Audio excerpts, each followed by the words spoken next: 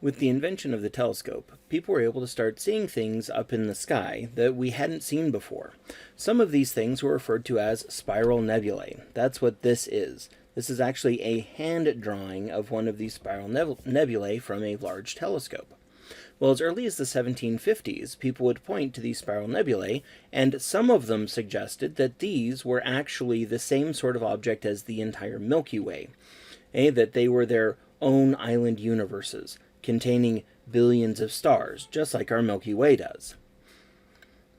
Other astronomers actually suggested that our Milky Way galaxy is so incredibly large. Remember that it's between 100,000 and 150,000 light years across.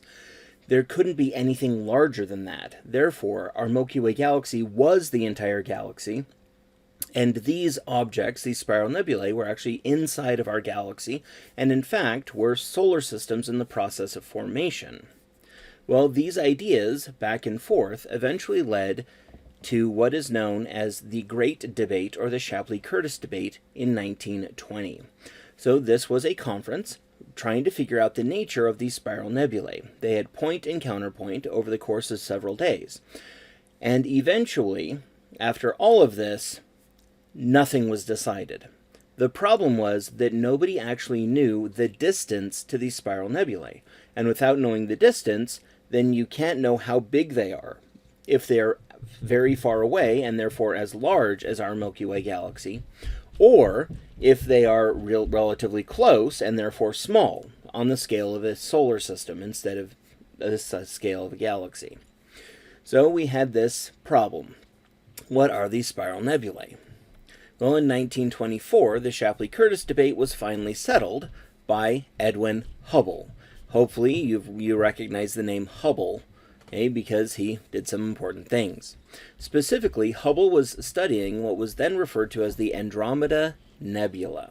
And in this, he saw what he thought was a nova. Now, if you remember back when we talked about white dwarfs, a nova is where the white dwarf builds up this layer of hydrogen, which eventually gets heated and compressed to the point that we get this flare of hydrogen fusion on the surface.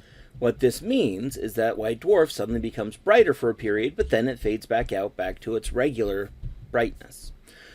But because the white dwarf is still around, this is a repeatable event. The same star can nova repeatedly. So knowing this, Hubble started to go through old photographic plates of the Andromeda Nebula to see if it had done so previously, and he continued to study it. What he realized, after a time looking at all of this data, and looking at how its brightness was fluctuating, is that it was not a nova. Instead, it was actually a Cepheid variable.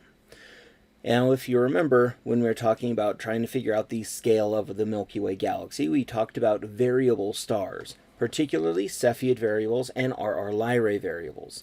Cepheid variables are useful because they have a period luminosity relation. Well, from the luminosity of this Cepheid variable, Hubble was able to figure out the distance to the Andromeda Nebula, and he figured that it was somewhere around 750 kiloparsecs away from the Earth. That puts it around 2.5 million light years away from the Earth, which means that it is definitely outside of our Milky Way galaxy.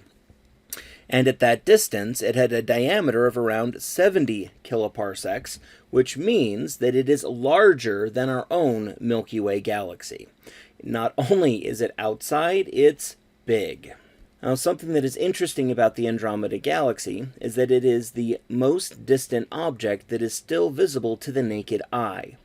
If you can get away from city lights and have very little light pollution and a very clear night, it is possible to actually see the Andromeda Galaxy. Now, all we see is the central bulge.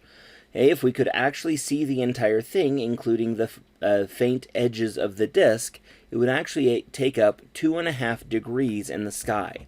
That is the same as 5 full moons. The Andromeda Galaxy in our sky is as wide as 5 full moons edge to edge, which is really awesome. But unfortunately, because the way our eyes work, all we see is just the central bulge.